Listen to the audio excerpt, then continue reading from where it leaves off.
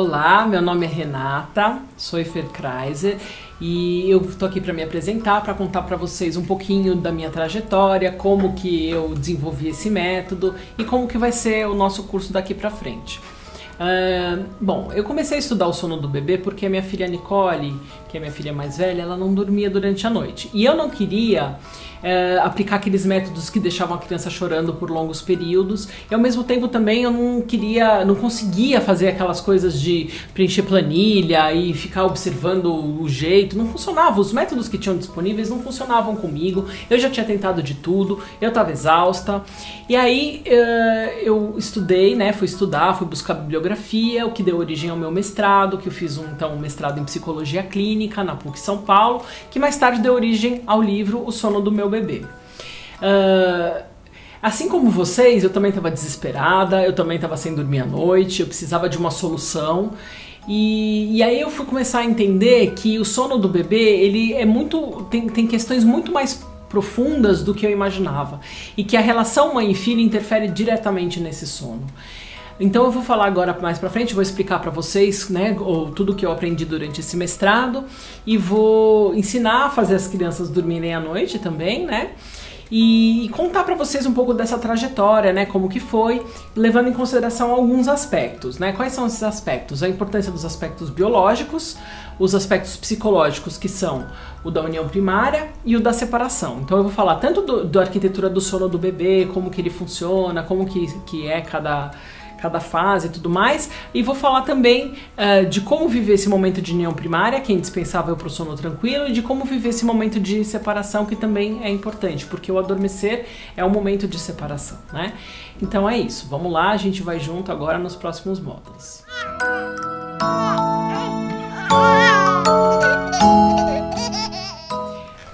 Um dos aspectos importantes que a gente precisa falar é sobre a arquitetura do sono do bebê, que é diferente do sono dos adultos.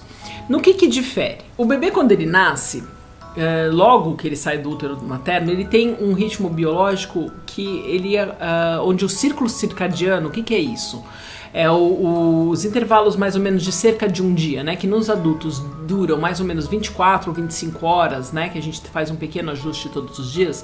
No bebê ele dura de 3 a 4 horas. O que isso significa? Que é como se o dia do bebê tivesse 3 ou 4 horas. Ou seja, ele acorda, mama, é trocado, ele arrota, né, e depois ele vai dormir novamente. Isso no intervalo de 3 a 4 horas. Esse intervalo ele vai aumentando conforme ele vai crescendo. E aí aos pouquinhos esse dia dele, que antes durava 3 ou 4 horas, passa a ter 24 horas. Mas a gente pode fazer várias coisas para ajudar esse bebê a criar um ritmo, né? Então, a primeira coisa que a gente precisa fazer é regular a luz. A gente precisa primeiro deixar o ambiente de sono escuro à noite e claro durante o dia. Isso por quê? Porque dentro do cérebro da gente tem uma glândulazinha chamada glândula pineal, que é o que vai dizer para o organismo se é dia ou noite. Então, a presença ou não de luz é uma dica importante para o cérebro, para que a criança consiga separar isso e não troque o dia pela noite, que é uma coisa muito comum nos bebês recém-nascidos. Muito bem. Então, além da presença do dia ou da noite, os ruídos também são importantes. Então, à noite é legal que a gente deixe assim o mais silêncio possível, e de dia os ruídos normais da casa. Claro que não existe uma coisa cemitério, né? A vida acontece, você tem os ruídos normais do dia e da noite, né? Quem mora nas grandes metrópoles, você tem carros passando, às vezes uma ambulância, alguma coisa.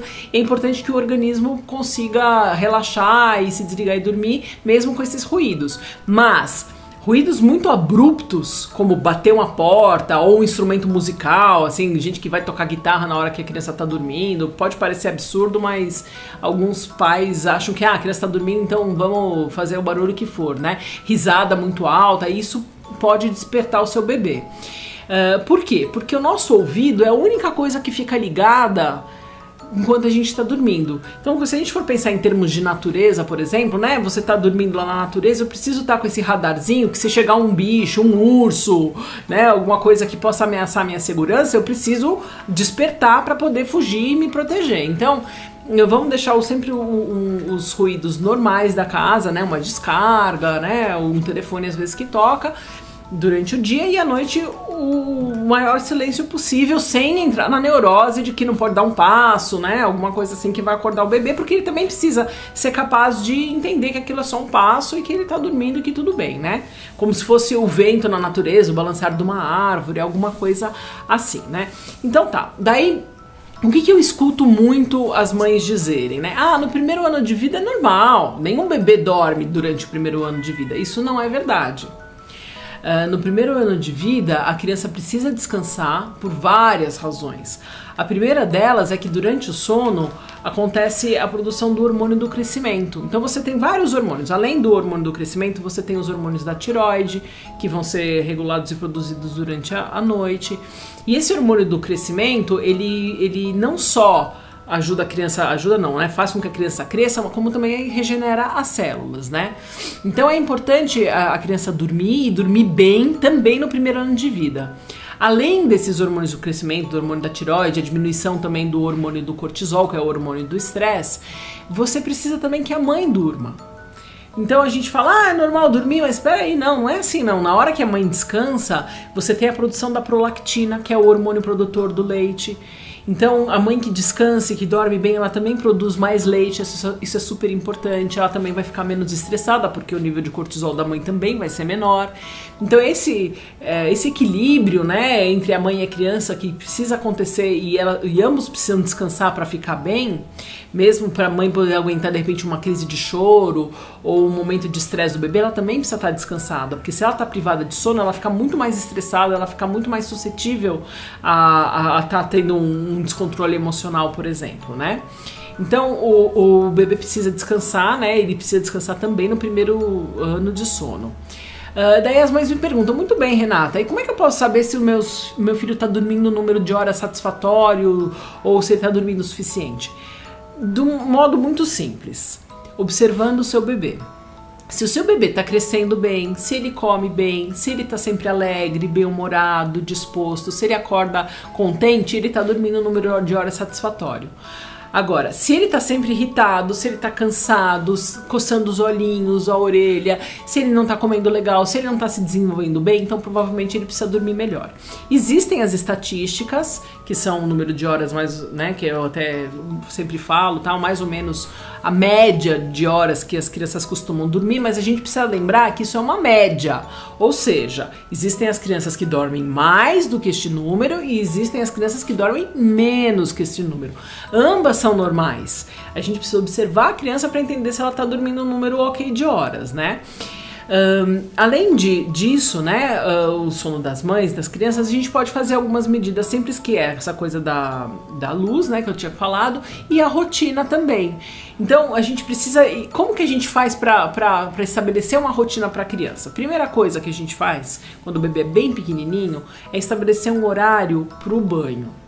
Esse horário, normalmente eu coloco ele no fim do dia para separar o momento, o dia da noite. Então o sono não é uma coisa que passa despercebida. Se a gente coloca ele lá pelas 6 horas ou quando começa a anoitecer, a criança já entende que esse é um momento em que o banho vai separar o dia da noite. Então esse é o marco que vai separar o dia da noite, já vai ser o banho. Além do banho, aos pouquinhos a gente pode ir estabelecendo os horários das refeições, como por exemplo, meio-dia, uma mamada ou o horário do almoço.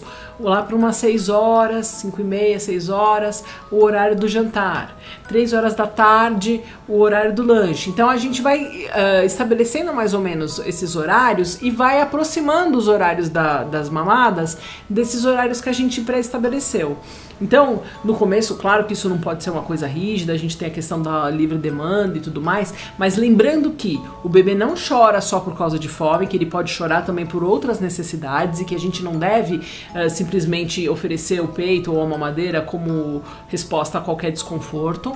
E lembrando que aos pouquinhos a gente pode ir estabelecendo um horário de rotina, a gente vai aos pouquinhos dando ritmo para esse relógio biológico da criança, né?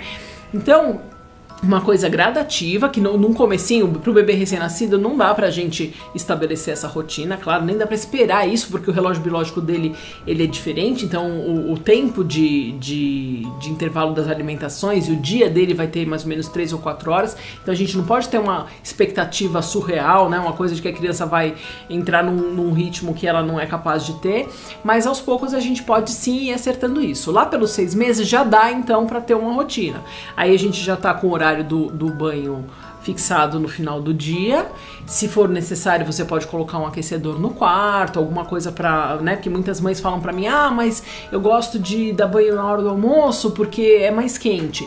Então eu gosto de colocar um aquecedor pra, né, superar esse problema.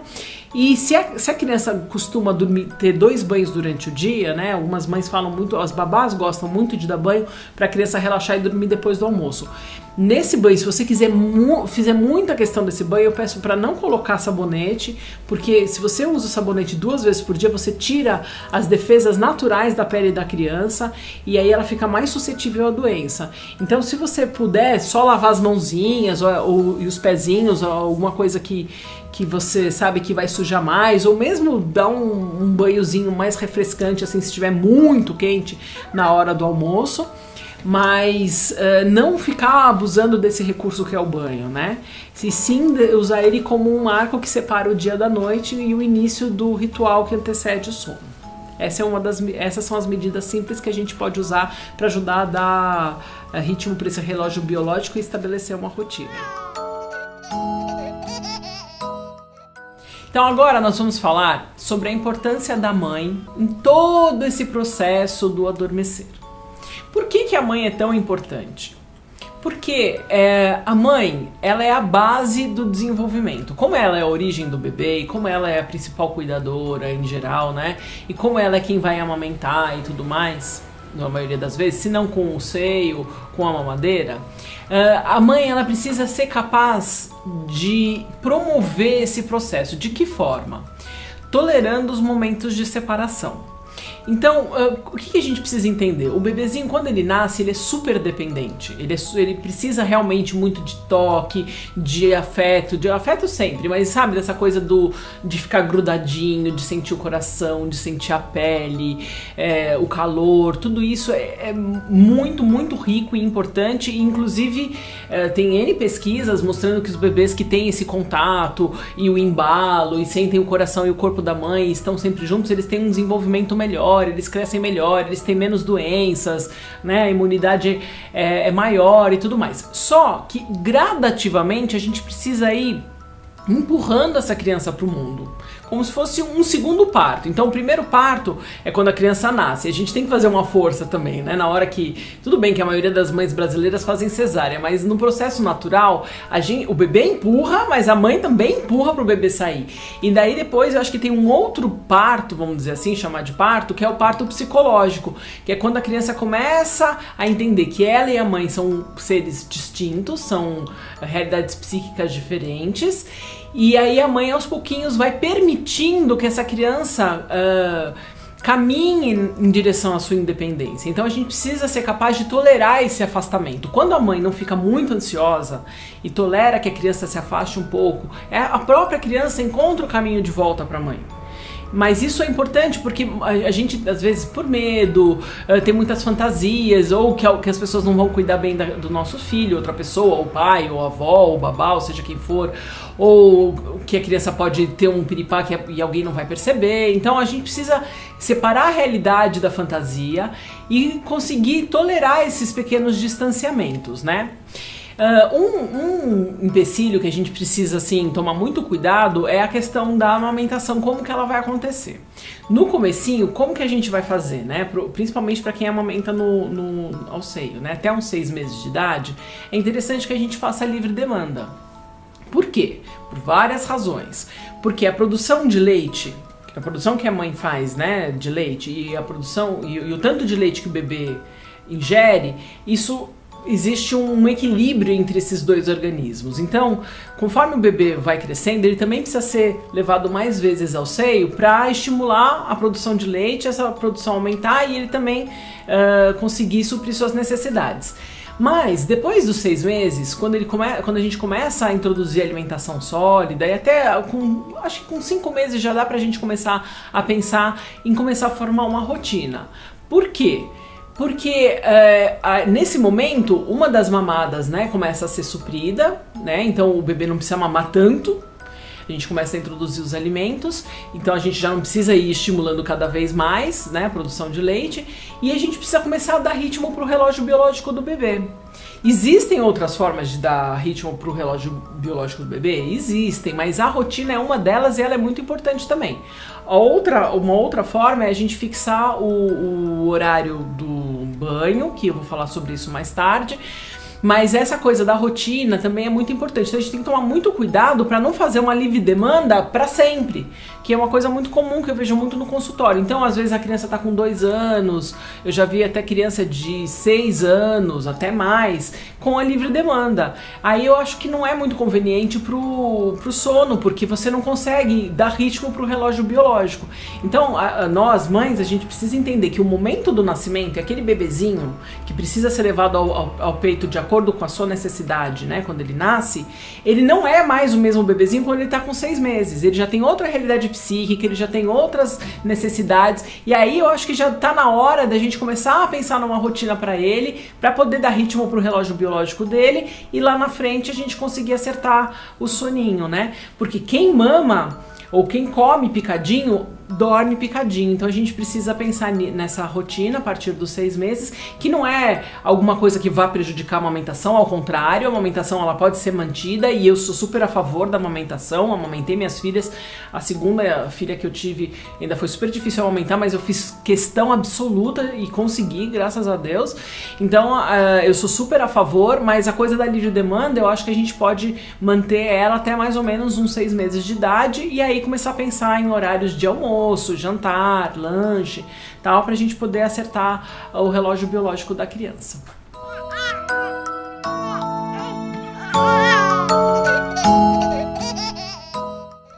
Bom, pra gente conseguir falar em separação, a gente vai ter que trabalhar com aspectos emocionais que são muito importantes. O primeiro deles, que eu acho que é o mais óbvio, é a questão da culpa. Quando a gente tem um bebê, muita coisa muda na vida da gente. E fica aquela dúvida, né? Será que eu sou capaz de prover as necessidades do meu filho? Será que eu vou conseguir dar conta? O bebê não vem com um manual de instruções, ele chora, muitas vezes a gente não sabe por que tá chorando. Então, são muitas emoções, até a questão do casamento, a questão da sexualidade, tudo fica muito mexido. Então, trabalhar esses sentimentos é muito importante. Então, falando da culpa, eu acho que é importante nós como mães, né, a gente parar um pouquinho para refletir sobre isso e entender que a gente não é onipotente. Apesar da gente achar que a gente tem que prover todas as necessidades da criança, que a gente tem que ser aquela super mãe, super protetora, onipresente, sempre em prontidão e tudo mais, em alguns momentos a criança ela pode aprender a lidar com a frustração dela, né? Então, gradativamente, claro que um bebezinho recém-nascido, ele tolera muito menos frustração e sei lá, incômodo do que um bebê de 2 anos.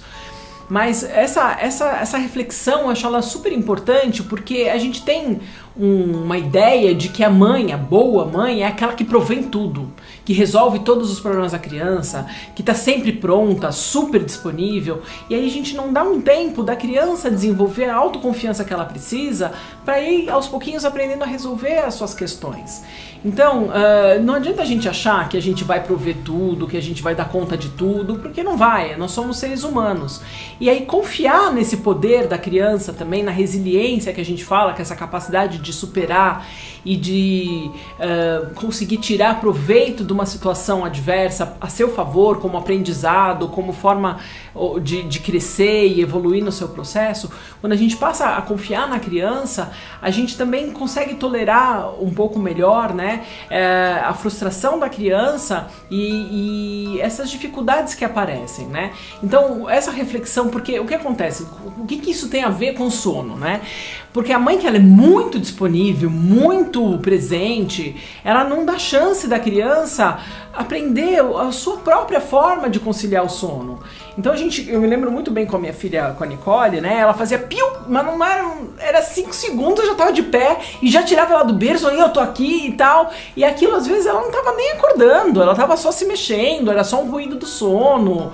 Nada muito importante, mas na minha ansiedade, no meu medo de não ser uma mãe boa o suficiente, na minha fantasia de que pudesse acontecer alguma coisa ruim pra ela, eu mesma interferia negativamente naquele processo.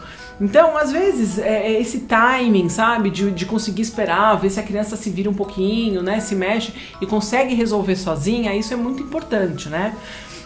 Então, alguns autores que eles falam, e acho que eles são muito importantes, como a própria Laura Gutman, que é uma autora argentina, ela fala muito dessa necessidade da mãe de ser presente, de resolver o problema da criança e de tudo mais. Eu acho que esses autores são muito importantes porque eles vêm em contrapartida a toda uma linha que era a linha dos nossos pais e nossos avós, que largava a criança chorando 4 horas, eu já vi toda a sorte de absurdos aí, sozinha, abandonada e tudo mais. Então, precisou existir um movimento em que falava, não, gente, não é legal largar a criança sozinha, abandonada, vamos cuidar, vamos prover, vamos ser presente, não vamos deixar a ansiedade subir muito e tudo mais. Mas, por outro lado, eu acho que também precisa haver um equilíbrio entre essas duas forças pra gente poder também contar com os próprios recursos que o bebê gradativamente vai desenvolvendo. Então, a gente precisa ser presente, a gente precisa ser provedora, precisa acolher e cuidar pra ansiedade do bebê não crescer muito, nem a nossa também, mas ao mesmo tempo também a gente precisa ajudar o bebê a desenvolver a resiliência dele, as formas dele de resolver os problemas sozinho. Então essa dificuldade, né, ela aparece muito com relação ao choro. O choro não necessariamente é uma coisa ruim.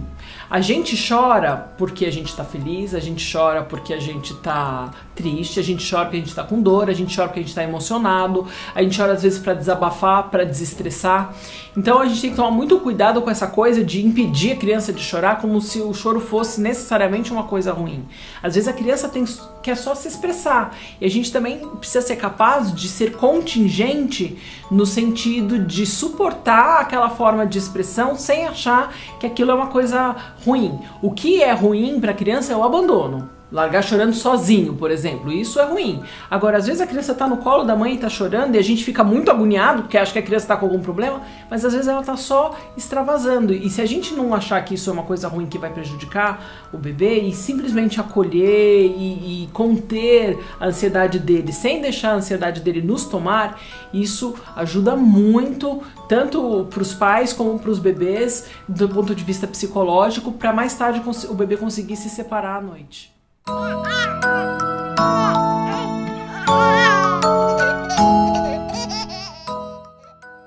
A visão que a mãe tem da criança é muito importante. Como que eu enxergo meu filho? Se eu vejo essa criança como um coitadinho, como um ser totalmente desprovido de condições de suportar qualquer tipo de estresse, ou mesmo como um coitado mesmo, eu vou passar essa imagem que eu tenho para a criança. Então, o que isso significa? Isso significa que eu sou o espelho do meu filho. E a gente tem que tomar muito cuidado com isso, porque se eu vejo ele como um coitado, como um ser incapaz, ele também vai se ver dessa forma. Então é importante que a mãe ela possa ver o filho como alguém capaz, passar essa confiança para a criança. Eu sei que você vai conseguir, eu acredito em você. Vamos lá, você vai conseguir. Isso não só em relação ao sono, não. Isso em relação a tudo na vida. Então, vamos para a criança vai colocar um sapato, vai dar como é que chama? Aprender a dar o laço. Mesmo que ela tenha dificuldade, a gente precisa ir lá e dizer, não, vamos lá, você consegue, não deu a primeira vez? Vamos lá, tente a segunda e tudo mais. Essa crença que a mãe tem, né, de que a criança é capaz, ela é muito importante. Agora, se ao contrário, a mãe acredita que a criança é um coitado, que a criança não tem capacidade nenhuma, que a criança só vai conseguir fazer as coisas se ela fizer por ela, você gera uma dependência enorme, não só com relação ao sono, mas com relação a uma série de coisas, e a criança fica sempre muito presa na mãe. Então, claro que um bebezinho recém-nascido, ele é naturalmente dependente, claro, obviamente. Mas aos poucos ele vai desenvolvendo isso e a gente precisa ser capaz sempre sempre de acreditar nessa capacidade da criança, de acordo com cada fase do desenvolvimento, né? O bebezinho menor, ele tem menos condições do que o bebê maior, mas sempre assim, vamos lá, você consegue, eu acredito em você, força, espere um pouco, você consegue esperar, né? Sempre com essa coisa muito positiva que vai ser o primeiro espelho, a primeira imagem que o bebê vai construir de si próprio. Um outro aspecto que eu acho que é muito importante é a questão do pai. E aí a gente pode falar do pai como alguém que vai entrar como um ser que vai começar a separar essa simbiose entre a mãe e a criança. Porque logo que a criança nasce, né, a gente meio que continua essa simbiose, fica na amamentação, fica no sleep, fica no colo, né, uma coisa muito junta, né. Conforme ela vai crescendo, lá pelos 5 meses mais ou menos, ela começa a entender que existe mais alguém. E é o pai, na função dele de chamar a mãe para junto dele, chamar a criança para junto dele, que vai quebrar essa simbiose. E ela é muito importante que essa simbiose seja realmente quebrada, para que essa união não se perpetue para todo sempre. Então o pai chega e fala, olha, agora essa mãe aqui, ela também é minha esposa, e hoje você vai ficar com a sua avó, ou com a sua irmã, ou com a babysitter, a babá, seja quem for, e agora a gente vai no cinema, e esse filho aqui, ou essa criança, essa menina, ela também é minha filha, ou meu filho, e eu quero brincar com ele, e hoje eu que vou dar comidinha, eu é que vou colocar para dormir, eu é que vou dar banho. Então é importante que o pai, ele rompa essa simbiose, e que a criança também tenha uma outra forma de vínculo, uma outra fonte de afeto, um outro modelo. Muitas mães falam pra mim, mas ele faz tudo errado, ele não sabe dar banho, ele não sabe colocar pra dormir, mas é ótimo que seja assim, porque esse é o jeito do pai. E é importante que a mãe respeite o jeito do pai ser. Ele não vai ser igual à mãe, e não é pra ser, porque ele não é uma mãe 2, ele é o pai. Então ele não é a continuação da mãe. A mãe é a mãe e a criança tem aquela referência. Então é importante ele ter um outro vínculo, uma outra referência, uma outra experiência. E isso vai ajudar muito ele, se ligando a outra realidade afetiva, também a se separar da mãe na hora da noite. Porque às vezes o vínculo com a mãe fica tão forte, fica uma coisa tão simbiótica, que à noite eles não conseguem se separar nem para dormir. Porque o momento do sono é um momento de separação. E nessa hora cada um vai para o seu mundo. Cada um vai para o seu universo de fantasias, de sonhos, de tudo mais, e a gente precisa ser capaz de conseguir se separar para que esse momento aconteça. É isso.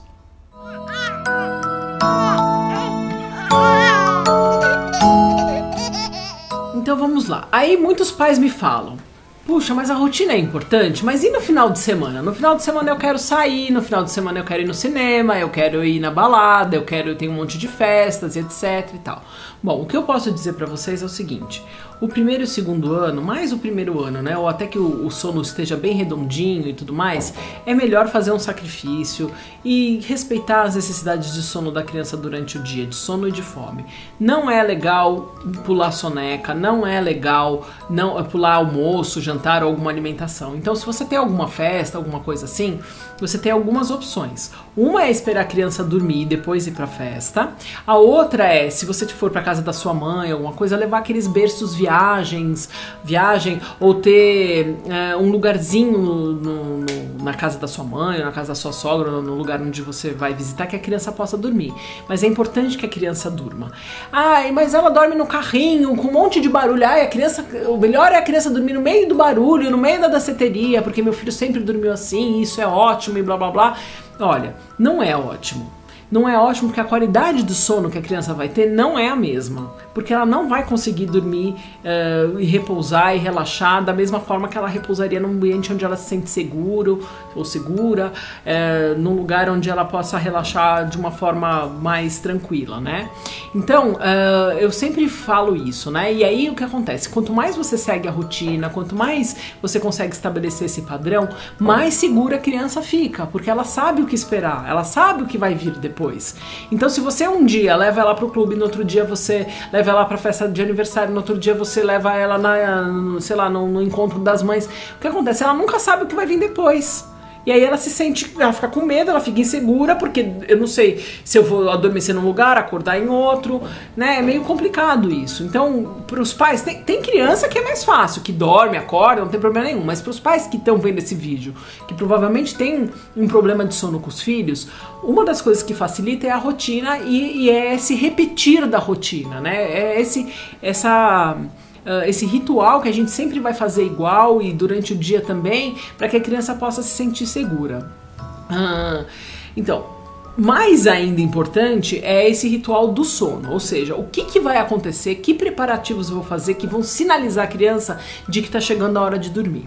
Então, uma das coisas que eu gosto de fazer, que eu estava falando, é o banho, né? O banho no final do dia. Depois do banho eu gosto de colocar a massagem, ou antes ou depois, né? Ou a massagem depois do banho, ou a massagem antes do banho, mas essa sequência ela ajuda a criança a relaxar. Depois da massagem, eu gosto de fazer a alimentação, ou depois do banho a alimentação, e aí depois ela já sabe que ela vai se preparar para dormir. Então essa sequência, banho, massagem, leite, sono, ou massagem, banho, leite, sono, é algo que a criança vai aprendendo que é o momento da separação, né? E ela pode se sentir segura para isso, né? O que a gente pode fazer assim também, que eu acho que é importante? Na hora que a criança vai dormir, a gente precisa observar alguns itens, né? Para ver se tá tudo ok para ela poder dormir legal. Primeira coisa é o ambiente, né? A gente precisa colocar ela num bercinho seguro. Normalmente eu peço para dar uma olhadinha se o bercinho dela tá de acordo com as normas da ABNT, né? Se não pode ocorrer nenhum acidente, se ele é profundo o suficiente, se ela não vai pular do berço, né? Ou se for o caso, uma caminha que seja segura. Eu gosto de olhar se a temperatura tá ok.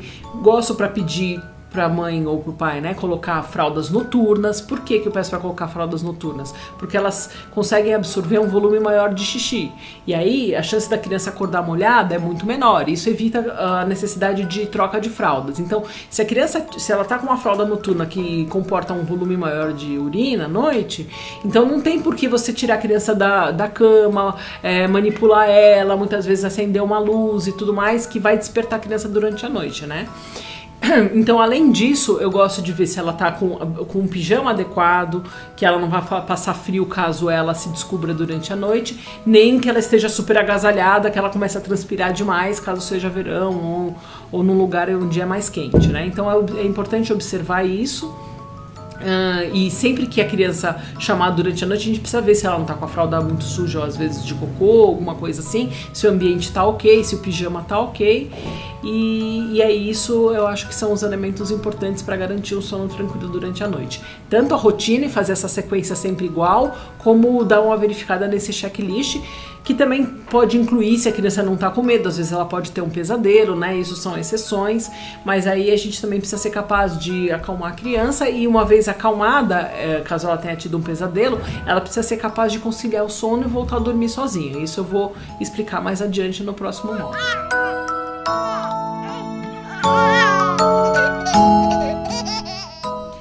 Então, falando da alimentação afetiva, como que a gente pode fazer isso, né? Então, a gente tem a questão da união primária e essa vivência dessa coisa única que a criança tinha com a mãe quando estava no útero. Isso é super importante. É a alimentação que a criança precisa para conseguir se separar à noite. Então, como promover isso, né? Como a gente pode saber se a criança ela está suficientemente alimentada do ponto de vista afetivo?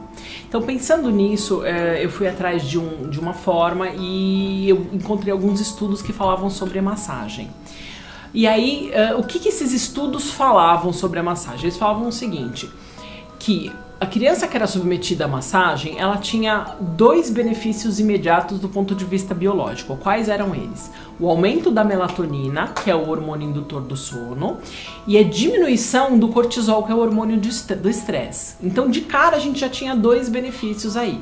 Além disso, a massagem ela estreita os vínculos e ela faz com que a criança entenda, ela sinta, perceba aonde ela começa e termina e aonde a mãe começa e termina. Então ela consegue entender que ela e a mãe são seres separados e isso também facilita no processo de separação lá na hora do sono, né? Então é muito importante a gente fazer a massagem e reservar um momento na rotina da criança para poder fazer essa massagem todos os dias no mesmo horário. Então, quanto tempo de massagem? Eu sempre indico e falo que é importante a gente fazer pelo menos meia hora de massagem. Por quê? Porque durante essa meia hora é o tempo suficiente, que a gente chama de hora de qualidade, né? O tempo suficiente que a criança passa com a mãe com a criança, para que ela possa ter toda essa vivência de afeto, de carinho, de ternura, né? E estreitar bem os laços, se sentir segura, se sentir amada, eu chamo até de momento mágico. Então nessa hora, o que a gente vai fazer? Primeira coisa, desligar celular, desligar televisão, rádio, telefone de casa. Se tiver outros filhos, separar essa criança nesse momento. E aí a gente vai reservar um momento do dia para poder dar para essa criança todo o afeto que ela precisa, que eu vou chamar então de hora de qualidade. Mesmo para as mães que trabalham e que passam o dia todo fora, ou para as mães que trabalham dentro de casa, mas que estão ocupadas com outras atividades, sejam pessoais, sejam da própria casa, né? É importante ter essa pausa, né? E viver com a criança mesmo esse momento, para que ela possa ser abastecida, né? Eu falo de encher o tanque mesmo, né? De afeto. E aí, como que a gente vai fazer essa massagem? A gente, em primeiro lugar, a gente precisa, né, separar todo o ambiente, preparar o ambiente, deixar fechar num quarto, pode ser no quarto da criança, pode ser no quarto dos pais, não tem problema, desde que seja um espaço reservado só para isso. Se tiver frio, eu peço para ligar o aquecedor, para deixar o ambiente gostoso. E aí o que a gente vai fazer? A gente vai se preocupar com o deslizar da pele da mãe na pele da criança, né? Isso precisa ser assim, ritmado, um toque gostoso. É muito importante manter o contato visual para ver se a criança está gostando, né, do toque, se não é um toque muito forte ou muito leve. Muitas crianças não aceitam o toque num primeiro momento, isso é normal. Então a gente pode começar pelos pezinhos, pelas mãozinhas. Pode usar um brinquedo nessa hora para ela distrair, porque a criança não é como um adulto, né, que vai pro spa e fica lá esticado uma hora curtindo a massagem. Ela vai se mexer, ela vai muitas vezes querer rolar ou querer andar, dependendo da idade da criança, não tem problema, sem estresse. Mesmo que ela se mexa ou que ela precise ser distraída, não tem problema, desde que a mãe vá mexendo nela e vá deslizando a pele. Então pode pegar a criança no colo, fazer um pouquinho nas costinhas, pode embalar um pouco. Algumas mães gostam de amamentar nessa hora, então pode pôr no peito e aí passar no peitinho, fazendo as perninhas, mas sem se preocupar com a criança ficar parada ou de ser uma coisa muito constante. Se der pra ser, melhor, mas se não der, não tem problema. O importante é esse momento gostoso mesmo de acolhimento, de uma vivência mesmo de afeto, né? E aí eu peço pra fazer esse momento durante pelo menos meia hora, e também eu gosto de colocar isso como parte do ritual que antecede o sono, porque daí uma hora que a criança já tá sendo massageada, ela já relaxa e já consegue dormir com mais facilidade. Mas isso não é regra. Se a mãe, por exemplo, chega muito tarde, ou se a criança fica muito irritada à noite, você pode escolher um outro horário para massagem, desde que seja sempre o mesmo horário.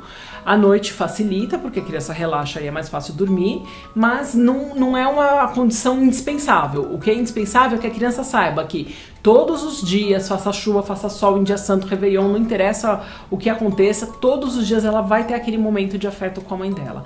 É isso que vai facilitar o momento de separação, é isso que vai trazer segurança, porque a repetição da rotina faz com que a criança consiga prever o que vem depois. Ela consegue falar, puxa, então agora eu vou lanchar, eu vou brincar um pouquinho, depois eu vou jantar, depois eu vou tomar o meu banho, depois eu vou ganhar minha massagem e depois eu vou dormir. A gente fazendo isso todos os dias, a criança se sente segura porque ela sabe o que esperar.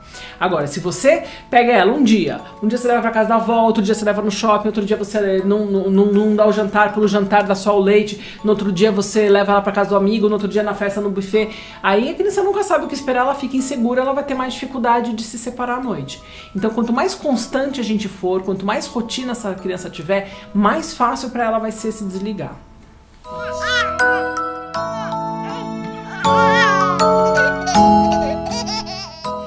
Essa parte que nós vamos conversar agora fala sobre a importância da separação. Então, nós temos dois conflitos que são inerentes ao desenvolvimento humano, que é o conflito entre a necessidade de união, que a gente falou da massagem, da hora da qualidade e tudo mais, e a gente tem o momento de separação, que a gente vai falar agora. essa dicotomia, esse conflito entre a necessidade de união e de separação, ela é inerente ao desenvolvimento humano. Então a gente precisa viver ela para poder promover um desenvolvimento sadio.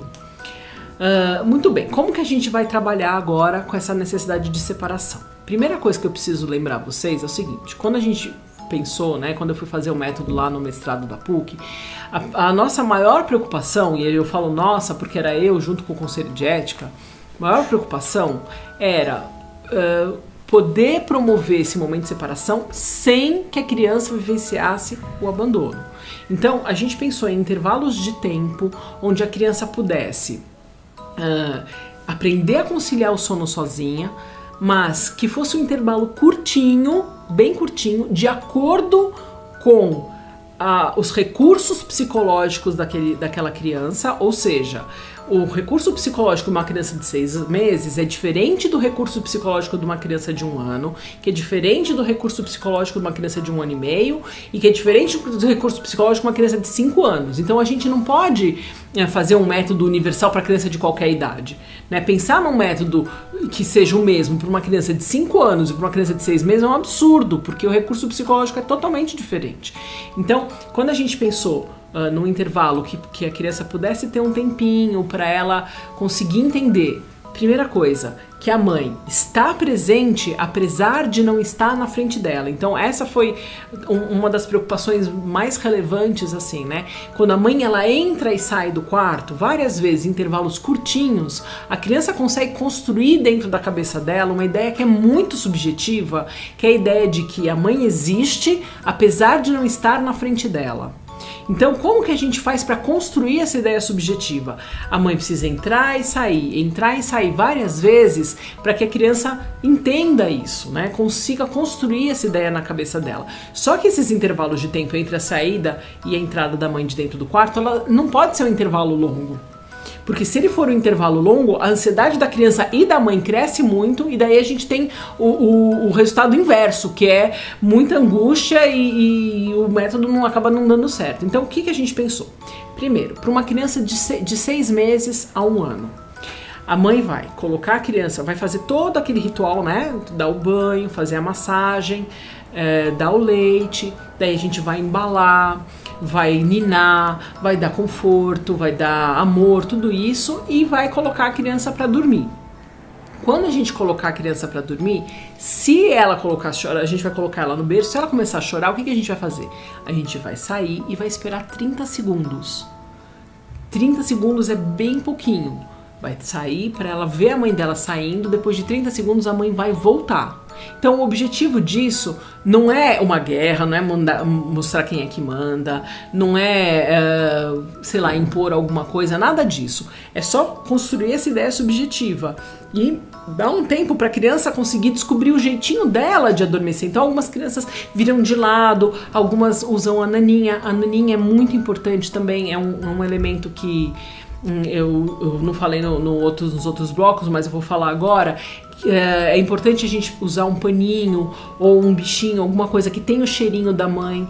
Por quê? Porque o cheirinho da mãe, ele ajuda a fazer com que a mãe esteja presente na ausência dela. É como se fosse uma forma de simbolização.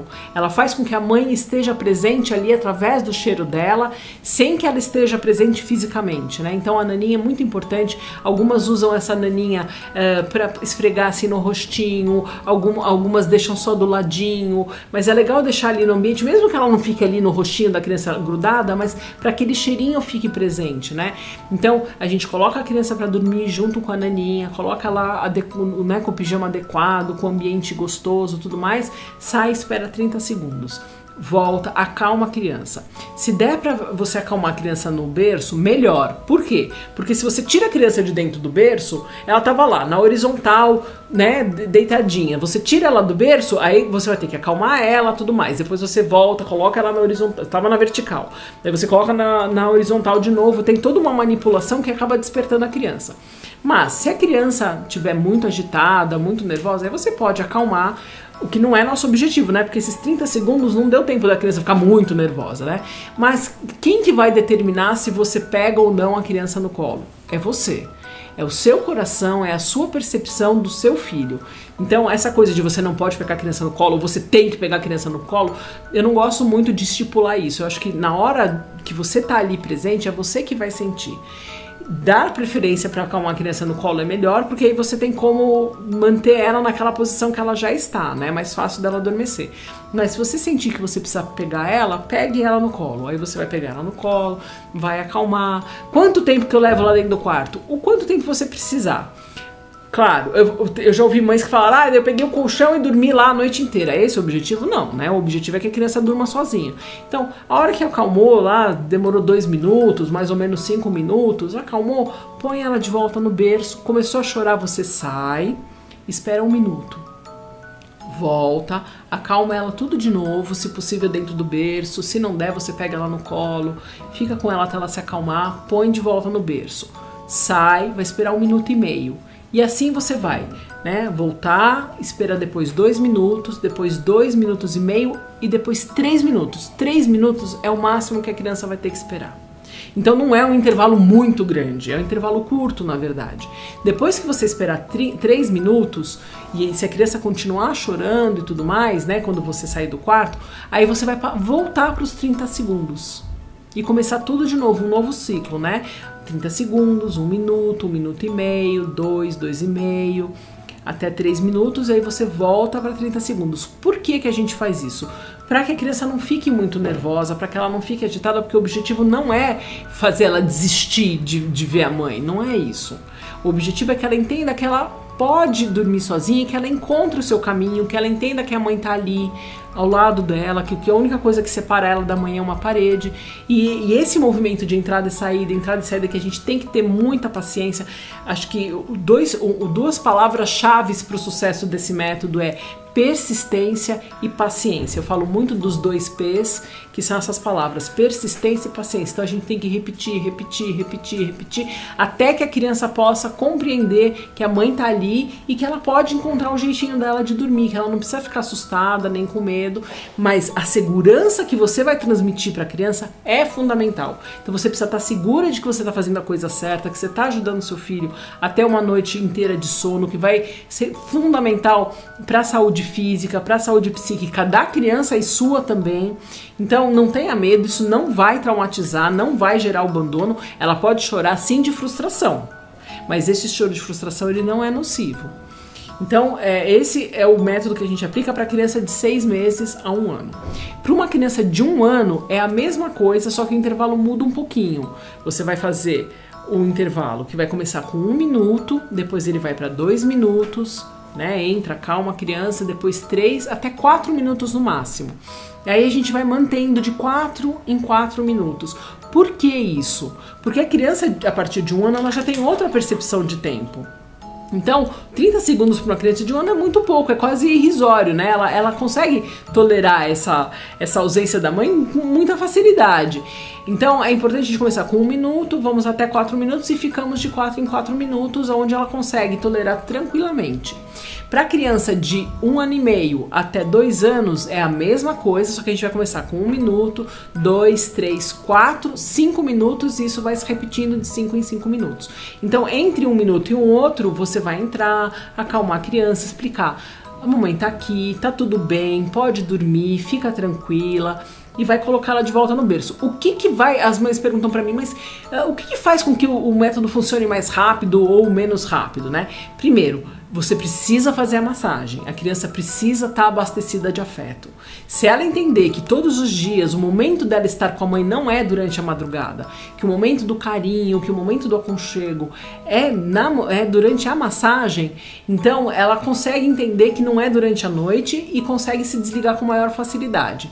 Outra coisa, o teu tom de voz, né? Você não pode estar melindrosa, assim, com dó da criança, não. Você está ajudando ela a dormir, o que é um grande benefício para ela, e você não está deixando ela esperar por um tempo que vai causar o abandono. Então pode ficar tranquila, esse tempo não é nocivo, ela pode ficar brava, muito brava. Algumas mães falam, mas gritou e tal, mas esse grito é um grito de estava bravo, porque estava frustrado.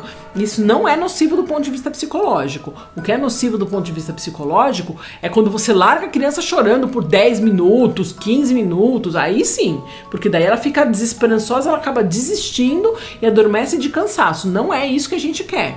A gente quer que ela consiga relaxar porque ela entendeu que a mãe está atrás da parede, mais ou menos isso, né? Então é isso, aí a gente vai aplicar esse método diferente, com diferentes intervalos de tempo de acordo com a faixa etária, e que é um intervalo totalmente tolerável, totalmente ok para essas crianças de acordo, né, com a idade, e que ele pode trazer a frustração, mas ele vai dar um tempo para a criança descobrir qual que é o jeitinho dela, sabe aquele jeitinho que a gente tem de virar de lado assim e adormecer? Ela também precisa descobrir isso. Então, mas a gente precisa dar esse tempo para ela. Se a gente induz o sono, se a gente fica dando peito, a mamadeira, ou ninando, ou fazendo ela adormecer, aí o que acontece? Ela nunca consegue desenvolver uma forma dela dormir sozinha. Então é importante assim, na hora que você acalmou a criança, pegou ela no colo, acalmou tal, tá sonolenta, quase dormindo, você vai lá, coloca ela no berço, dá um beijinho, fala, olha, tá na hora de dormir, mamãe tá aqui do lado, vai tranquilo que eu tô aqui do seu lado, pode dormir sossegado. Uma outra coisa que os pais me perguntam muito, mas e se ele adormecer mamando? Que isso é super comum, principalmente nos bebês menores. Não tem problema, se adormecer mamando, você vai, coloca pra rotar, na hora que você vai colocar a criança no berço, você dá um beijinho, diz boa noite, ela vai só para ela ter um leve despertar e ver aonde que ela tá adormecendo. Isso é super importante, porque se ela adormece num lugar e acorda em outro, ela toma um susto, né? Imagina você tá dormindo na sua cama, acorda no clube, ou tá dormindo no carro, acorda na casa da sua avó, sabe? Ou você nunca sabe onde você vai acordar. E outra coisa também, é como se fosse, entre aspas, uma traição, né? Porque você tá lá com... A criança se soltou, adormeceu no seu colo, ela acha que tá lá no seu colo e quando ela acorda, ela tá em outro lugar. Então não é legal isso, né? O que é muito importante é a criança adormecer no mesmo lugar onde ela vai acordar. Por que isso? Porque o sono, ele é feito de ciclos. O que isso significa? Entre um ciclo e outro, há um breve despertar. Um ciclo tem 4 fases. A fase do sono leve, a fase do sono que vai se aprofundando, o sono profundo, o sono REM, que é onde acontecem os sonos. Depois todo mundo tem um breve despertar, o bebê, a criança, eu, você, todo mundo. Um breve despertar, depois a gente emenda um ciclo no outro e começa tudo de novo. Sono leve, sono mais profundo, sono REM, certo? Então o que acontece? Se a criança adormece num lugar, acorda em outro, ela toma um susto e ela vai precisar estar naquele lugar onde ela adormeceu a primeira vez, o que a gente não quer. Então é importante que ela adormeça no berço. Outra coisa, se ela for induzida, cada vez que terminar um ciclo de sono, quando ela tiver um breve despertar, ela vai precisar do mesmo indutor do sono. Então se ela só adormece mamando, cada vez que termina um ciclo, ela vai precisar mamar de novo para conciliar o sono de novo, para poder ter outro ciclo. Então é muito comum os pais dizerem para mim, ele acorda de hora em hora e pede para ser induzido de novo. Por que de hora em hora? Porque o tempo de um ciclo de sono dura mais ou menos 1 hora. Então, quando acaba um ciclo e começa outro, a criança desperta e precisa desse indutor de novo, que a gente não quer. Por isso que é tão importante a criança aprender a dormir sozinha e conciliar o sono sozinha. Porque na hora que ela tiver esse breve despertar, que é normal, se ela sabe conciliar o sono sozinha, ela gruda um ciclo no outro, conciliando o sono, e aí ela consegue dormir a noite inteira, que é justamente o que a gente quer.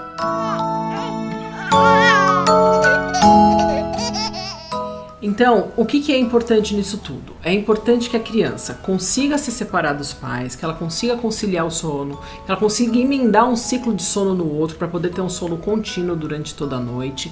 É importante que os pais entendam que o choro dela nesse momento não é um choro de abandono, é um choro de frustração.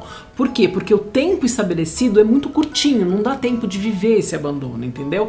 E por que a gente faz esse tempo? Por que não fazer esse tempo? Porque ela precisa de um intervalo para aprender a conciliar o sono sozinha. Se ela não tiver esse tempinho só, ela não consegue desenvolver os próprios recursos dela, né? Então, aí os pais me perguntam assim, e durante o dia, como é que a gente faz? O sono do dia é diferente. Por quê? Porque o sono do dia, ao contrário do da noite, ele tende a diminuir em tempo de duração, enquanto o sono da noite tende a aumentar. Então, normalmente, as sonecas, quando o bebê é pequenininho, você costuma ter, vai lá pelos 6 meses, que é quando a gente começa a aplicar o método, a gente costuma ter 4 sonecas. Uma logo depois que mama, de manhã, uma antes do almoço, uma depois do almoço e uma mais pro fim da tarde. Certo? Não precisa ter medo que o sono da tarde, mas alguns bebês gostam de dormir lá pelas 6 horas, depois do jantar. Se ele quiser dormir, se ele estiver precisando dessa soneca, deixa ele tirar, porque senão os níveis de cortisol vão subir muito. Então esse negócio de, vou segurar o sono dele para ele dormir depois, isso não é legal, porque a criança fica muito mais irritada, daí você não vai conseguir fazer a massagem e não vai conseguir dar o banho. Então se quiser tirar uma sonequinha de 1 horinha, não tem problema. Lógico, se tirar uma soneca de 4 horas, aí não dá, a gente vai ter que acordar a criança. Mas se ela quiser dar uma descansadinha, às vezes até reduzir a atividade, ler uma historinha, fazer uma coisinha assim mais light, né? Para ela poder já ir relaxando, isso é bom. Durante o dia, quando a gente vai aplicar o método, a gente vai usar os intervalos de tempo só até o máximo de tempo de acordo com cada faixa etária. Ou seja, a gente vai colocar a criança de 6 meses para dormir no berço. Se ela começar a chorar, a gente vai esperar 30 segundos, vai entrar, vai acalmar, depois 1 minuto, vai entrar, vai acalmar, depois 1 minuto e meio, 2, 3. Se ela não dormir em 3 minutos, você tira ela do berço e espera o horário da próxima soneca. Por quê? Porque o sono do dia muda e pode ser que em algum momento ela vá suprimir essa soneca e não vai mais dormir. Então a gente não pode obrigar a criança a dormir durante o dia. Se ela não quis dormir naquela hora, beleza, a gente espera a próxima refeição, tal, direitinho, e tenta colocar ela para dormir de novo no horário da próxima soneca, ok?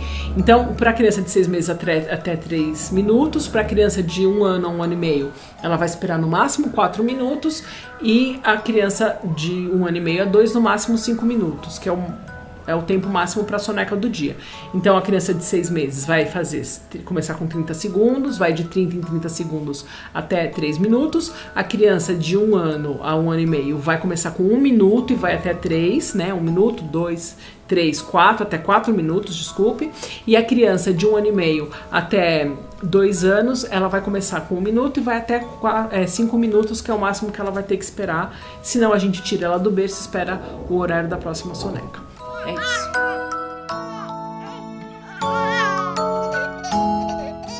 Para encerrar, eu vou falar para vocês de alguns pontos importantes. O primeiro deles é a questão do choro mesmo, né? Então o choro ele não pode ser visto necessariamente como uma coisa ruim. A criança tem direito de se expressar. Eu acho que o choro ele tem um significado. Ele pode sim significar alguma coisa ruim, mas não necessariamente. Então, em alguns momentos, a criança ela pode estar chorando de frustração, o que é diferente de chorar o choro de abandono. O choro de frustração é aquele choro que eu brinco quando a minha mais nova queria colocar o dedo na tomada e eu falava pra ela que não podia, ela ficava com muita raiva, ela olhava pra mim assim com raiva mesmo. E eu falava, não pode pôr o dedo na tomada, porque ela ia tomar um choque, não pode. E ela olhava pra mim assim com raiva, mesmo que ela queria colocar o dedo. Então tem coisas que não podem na vida. Então você não pode morder o amigo, você não pode roubar, você não pode matar, você não pode passar no sinal vermelho, você não pode infringir as leis, você não pode um monte de coisas, não pode jogar controle remoto pela janela, não pode uma série de coisas, não pode maltratar os bichinhos.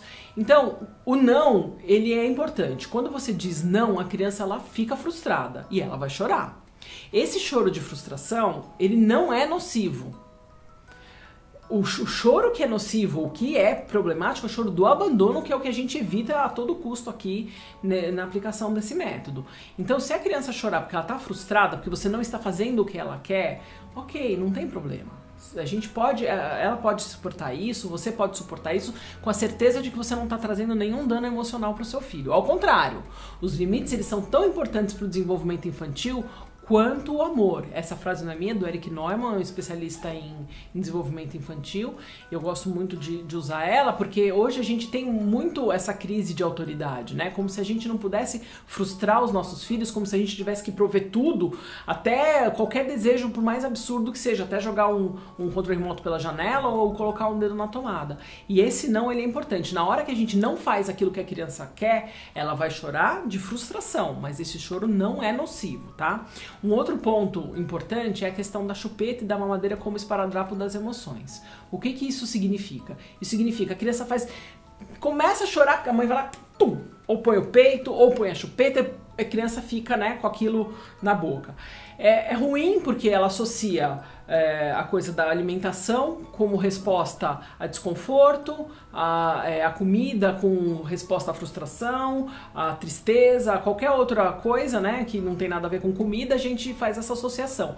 Isso muitas vezes pode gerar obesidade, más hábitos de alimentação, porque a criança, toda vez que ela tá triste, toda vez que ela tá desconfortável, toda vez que ela tá em dúvida, toda vez que ela tá confusa, o que ela vai fazer? Ela vai comer, porque ela aprendeu desde criança que a resposta para os desconfortos da vida é sempre a comida. E não é isso que a gente quer para as nossas crianças. Eu acho que a resposta para tristeza é você aprender a lidar com essa tristeza. Se você tá carente, você precisa de afeto. Se você tá com frio, você precisa de calor. E não sempre comida, comida, comida. Então a gente precisa aprender a ler, e isso é só com tempo, isso é com erros e acertos, é com paciência, e não simplesmente colocando uma chupeta, uma mamadeira, um peito na boca da criança para ela ficar quieta. Às vezes ela fica quieta porque ela tá com a boca fechada, né? A gente fala, então respondi, ela queria mamar. Nem sempre a criança chora porque ela tá com fome. Às vezes ela chora por outras razões. E a gente também precisa ser capaz de entender essas outras necessidades da criança e não simplesmente tapar a boca dela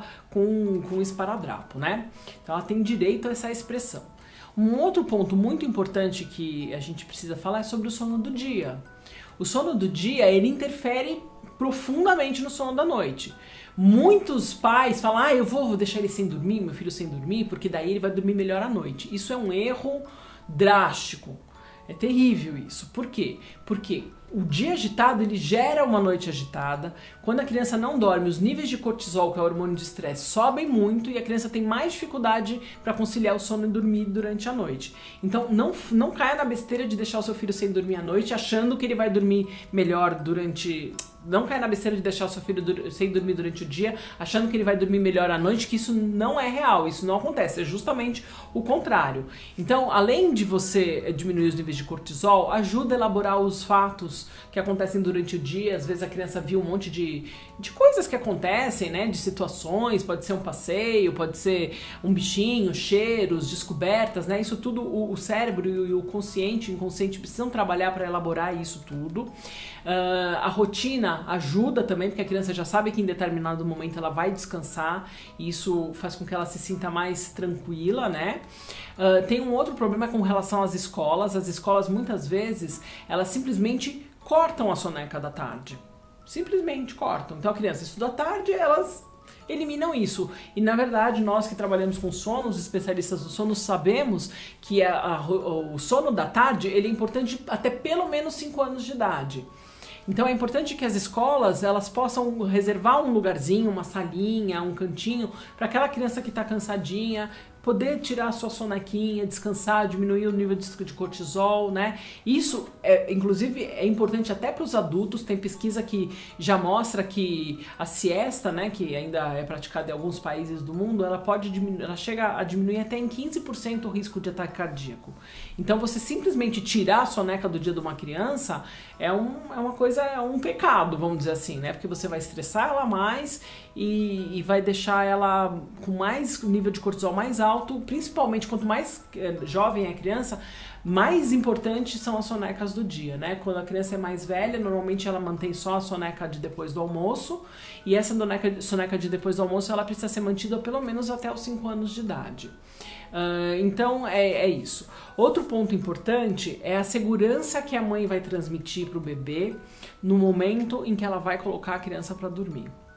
Na hora de aplicar o método, o tom de voz, a maneira como ela vai olhar para essa criança, a maneira como ela vai transmitir a ideia de que ela vai dormir e se separar da criança é muito importante. Então se a mãe chegar, ai filho, olha, mamãe tá colocando você para dormir, mas olha, dorme, tá? A mamãe tá aqui do lado, tá? Aí a criança vai falar, bom, se ela tá aqui gemendo desse jeito, né, porque alguma coisa de errado tem.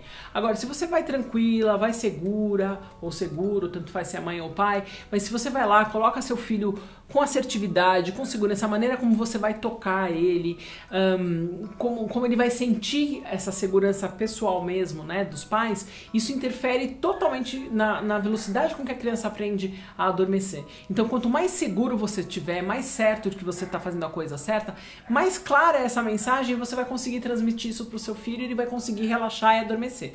Agora, se você for inseguro, com medo, achando que seu filho é um coitado, que aqui dormir é uma coisa horrorosa, que a separação, que a cama é fria, fria, que a separação é horrível, que o quarto sei lá o que é cheio de monstro, ou seja lá o que for, aí a criança capta isso, entendeu? Então é importante que os pais vejam aquele momento como um momento gostoso, um momento de relaxar, de estar na sua caminha, uma cama gostosa, uma cama confortável, segura, num ambiente gostoso e seguro.